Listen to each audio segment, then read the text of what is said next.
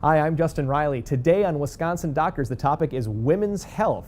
We're on location here at Upland Hills Health in Dodgeville, Wisconsin, and I'll be joined by Dr. Barbara Hostetler, OBGYN here at Upland Hills Health, Dr. Maria Sandgren, also OBGYN. Dr. Sandgren will be joining the brand new Upland Hills Health Clinic in Mount Horeb starting in March. Dr. Sarah Fox, family practitioner here at Upland Hills, and Amy Hofkes, occupational therapist. It's all coming up on Wisconsin Doctors, only on CW57. Stay right here.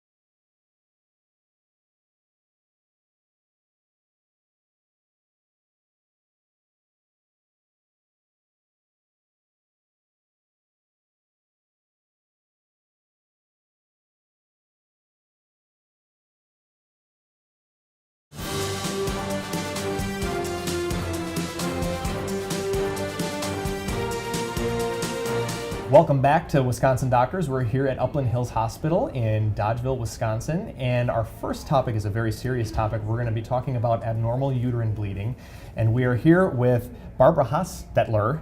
Did I pronounce that correctly? Yes, you did. Good. Whew. Barbara Hostetler, Well who is OBGYN. Welcome to the program. Thank you. Nice to be here. So tell us a little bit about what constitutes abnormal uterine bleeding. Well, it is a problem, obviously, for women, and it runs across the spectrum of ages. And depending on the age, that kind of determines what is the what are your reasons for concern, depending on how old the patient is, because it differs by age group. So this is not just something that is confined to one age group. No. Anybody could have this. Yeah. So it's something that we all need to be aware any of. female, any age group can be affected by this, and that's why it's an important thing, because there can be serious consequences, or there can be serious causes within every age group. Yes. But they differ from age group to age group. Yes. Maria, you had a question. Yeah, can you break that down a little bit? Well, if you have, let's say you have very young children, prepubertal girls, then you worry more about rare things would be tumors that might cause abnormal bleeding. You worry about injury. You worry about things even like child sexual abuse. And so those are the things you need to make sure aren't going on. In every age category, there are going to be lots and lots of, and mostly benign causes of abnormal uterine bleeding. But it's the serious causes that you always have to have in the back of your mind and make sure that you rule those out before you move on to the things that are benign. In the category of say, teenagers, young women, it's interesting to me because, and it's significant to me as a physician, because the most common cause of, say, high school absenteeism among young women is abnormal uterine bleeding, menstrual dysfunction, and there are really good things that we can do to help that and manage it so that you can keep kids in school, keep young women in school. As women get older, then you have things more that are serious, that are more like, you start getting into the age group where cervical cancers, uterine cancers, and those are the things that you want to pay attention to. And I also feel strongly about educating our patients so they know when to call us and say, hey, I'm worried about this. Is this normal? Right. Okay? Yeah. Sarah, you had a question. So how would a patient know if they're having abnormal vaginal bleeding? What should they be concerned about? Well, if it's a prepubertal child, any bleeding is abnormal. If it is somebody in the 12 to 30 range, then if you're having irregular menstrual cycles, if you're not having cycles at all, or you're having very erratic bleeding, then that would be a time when you'd say, I need to get this checked out. If you are, say, a postmenopausal woman, any bleeding in the postmenopausal timetable is abnormal.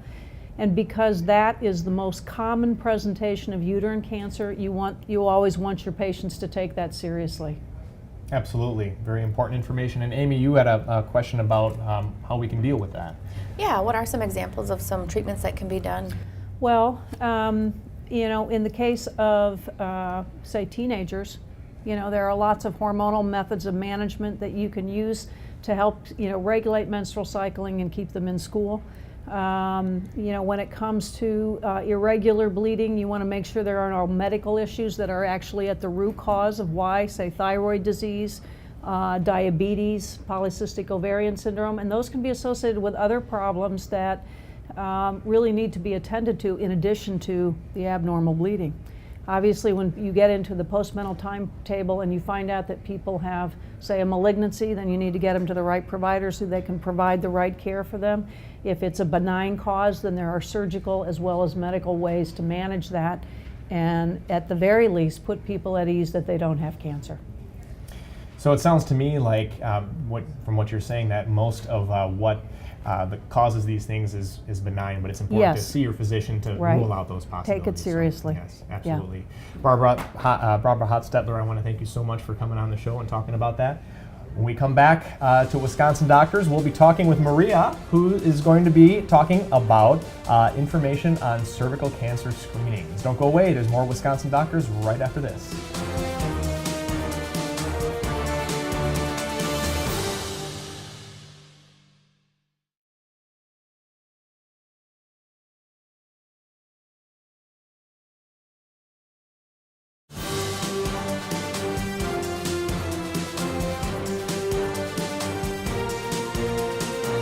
Welcome back to Wisconsin Doctors. We are on location again at Upland Hills Hospital here in Dodgeville, and we're going to be talking about another very serious topic, which is preventative screenings for cervical cancer. And I'm joined by Maria Sandgren, Dr. Maria Sandgren, I should say.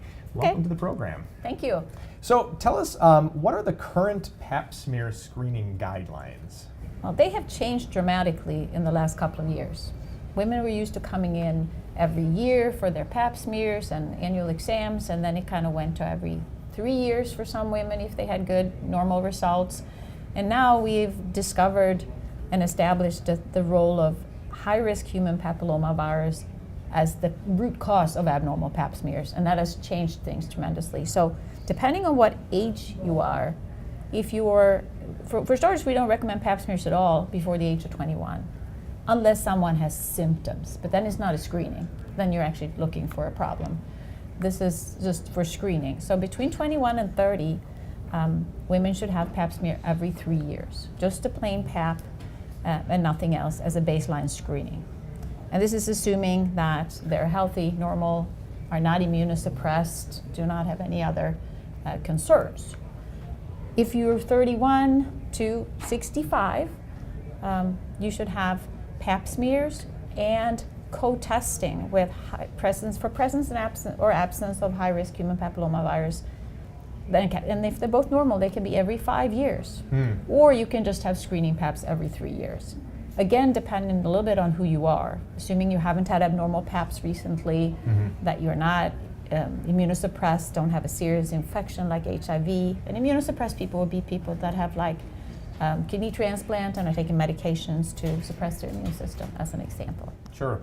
So as long as you're getting the results are coming back healthy, there's no need for a person to go in on a annual basis to do that. Every 3 years is a good place there. Right. Okay. Cool. Barbara, you had a question. I think one of the things that patients struggle with about this is they're so used to a yearly exam. Can you explain why it's safe and okay to have it done when you hit that age group of 30 and above every 5 years? If you have a negative or normal pap and a negative high-risk human papillomaviral testing or HPV testing, the likelihood that you're going to develop cancer or even severe precancerous changes is minimal to almost zero. So I think it was 0.16% or something like that over the next 5 to 10 years. Yeah.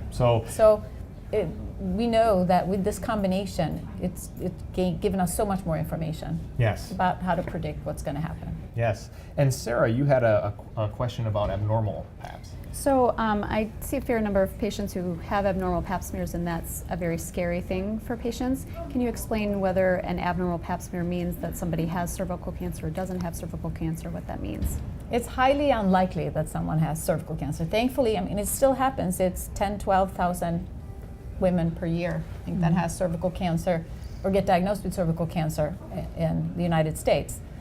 But the women that are at risk are women who mainly have not had pap smears or have gone more than 5 years without or pap or HPV screening, any form of screening. That is by far the biggest risk category. Most of what we're going to pick up are precancerous changes that are caused by this viral infection. And so the whole point really of pap smear or screening is to prevent any woman from ever getting cervical cancer. So because it's something that is very preventable. Exactly, it's very preventative, and the number of cases and the number of deaths have gone down dramatically since the pap smear were started to implement it as a regular screening test. Absolutely. So don't be so afraid about the possible abnormality that you won't come. Sure. That's really crucial, because we can do a lot of things by monitoring, defining. This is just a screening. So it's just, we might need to do additional tests to look at the cervix and find out what's going on. Sure. Amy, we just have a couple questions, or a couple seconds left. You had a question that you Sure. wanted to get in. Well, it's a follow-up of what we were just talking about. What are some things you do after an abnormal pap screening? Usually the most common thing is to do something called a colposcopy, where we look at the cervix with a microscope in the office. It doesn't really hurt. It just takes a little longer than a pap smear. So don't be afraid of the follow-up either. It's very well tolerated. Yes, yes. Dr. Sandgren, thank you so much for joining us today and for the information. We appreciate it.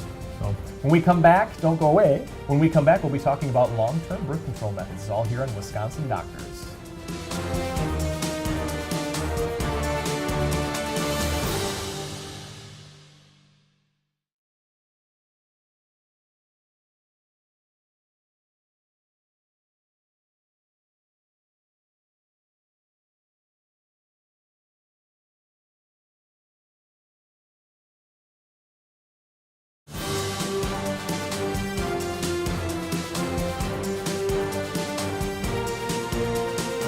Welcome back to Wisconsin Doctors. We're here on location at Upland Hills Health in Dodgeville, Wisconsin, and we're going to be talking next about some long-term birth control options that are available today.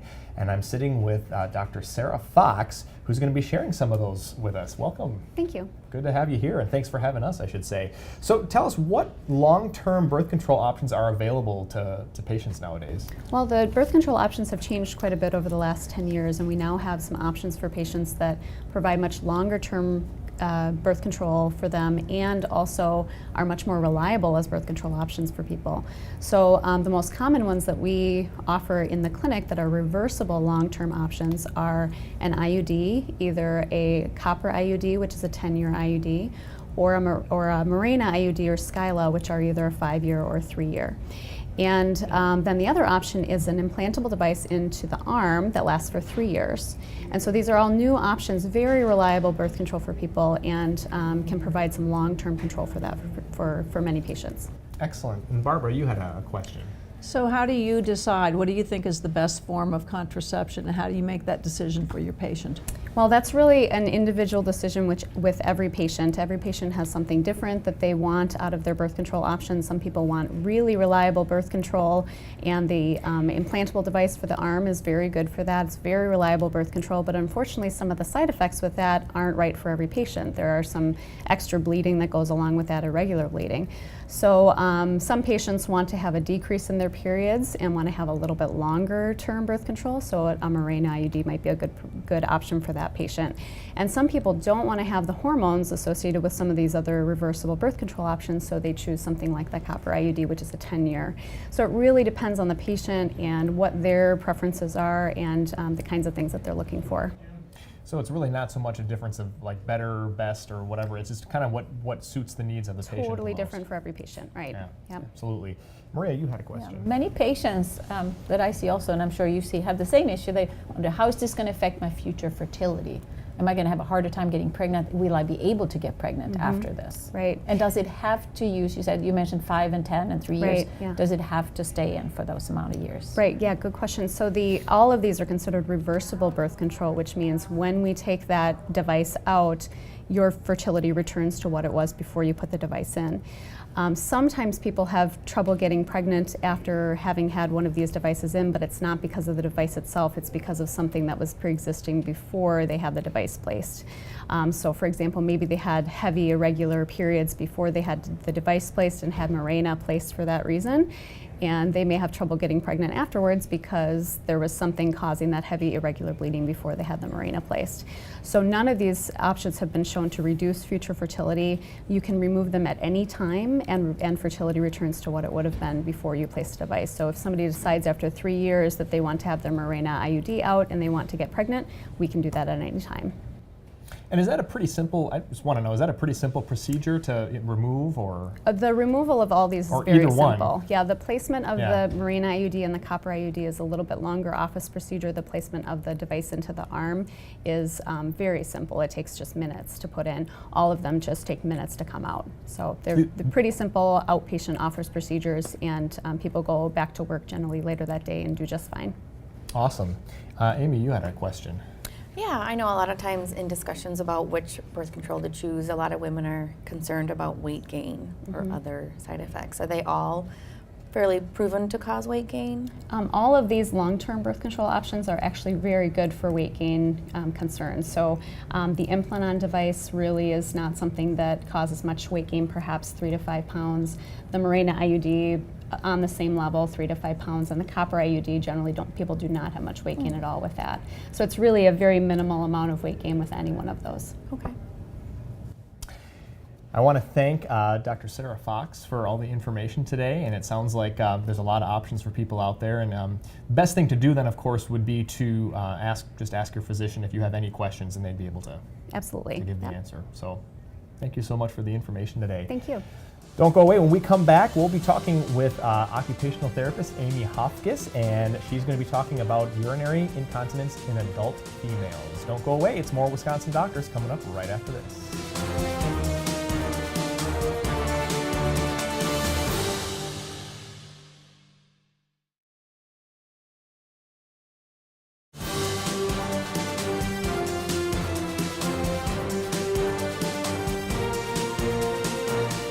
Welcome back to Wisconsin Doctors. We're here on location at Upland Hills Health in Dodgeville, Wisconsin. And our next topic is urinary incontinence in adult females. And I'm joined by Amy Hofkes, who is occupational therapist here at Upland Hills. Welcome to the program, Amy. Thank you. Good to have you with us. What are some examples of women's health issues that can be treated by physical or occupational therapy? Sure. Well, we can treat a variety of women's health issues that a lot of people don't necessarily think therapy as far as a treatment option. We can see, obviously, the urinary incontinence. We can help women with back pain or pelvic pain during pregnancy, treatment of complications after mastectomy, after breast cancer treatment, something like that. We can help women with general pelvic pain, or even some abnormal scarring after childbirth or other abdominal or vaginal surgeries that are causing pain or complications. That's some really, I think, great news for a lot of women who've gone through childbirth and maybe don't, like you said, don't know that there are therapeutic Yes. ways of treating those things. So, Yes. yeah, it's excellent. Barbara, you had a question. We all see lots of patients with incontinence, and I think one of the things that I find is that it's really important to help people understand, patients understand that there are, incontinence isn't just one thing. Right. And maybe you could explain what the different kinds are and why that's important. Sure.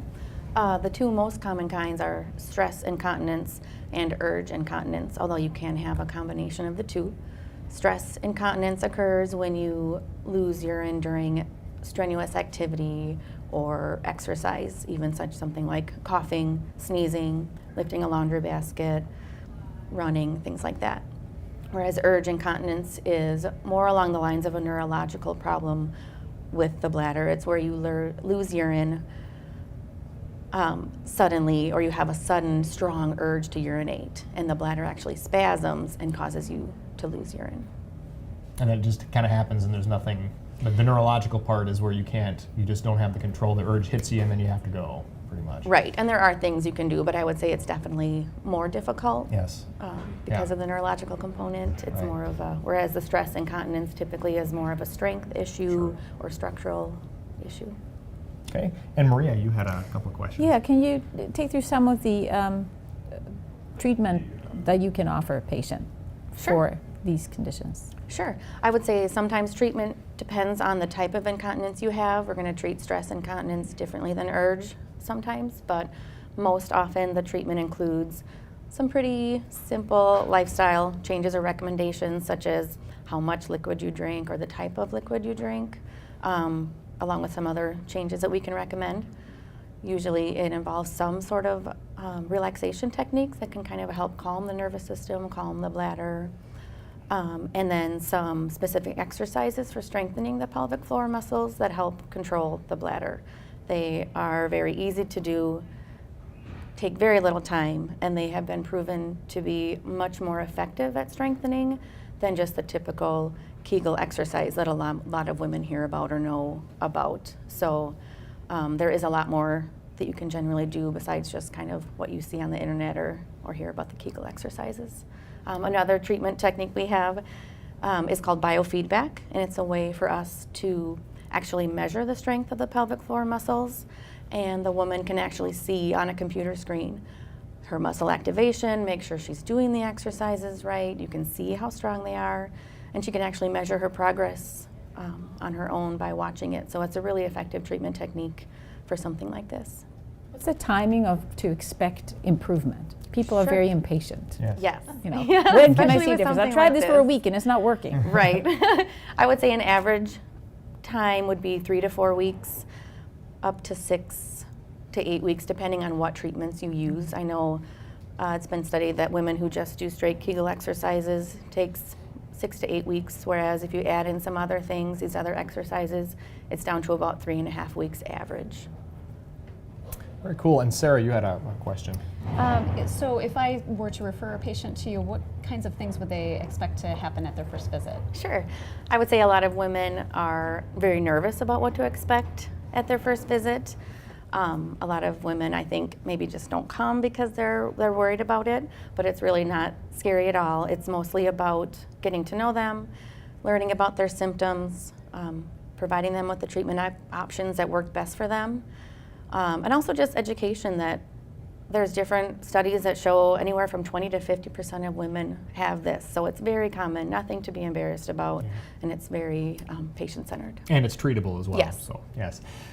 Amy Hufkes, thank you. I wanted to thank you very much for your information today. Thank you. And that's all we have for Wisconsin Doctors. We've been on location at Upland Hills Health, and I was joined by Dr. Barbara Hostetter, Dr. Maria Sandgren, Dr. Sarah Fox, and Amy Hufkes. Thank you so much.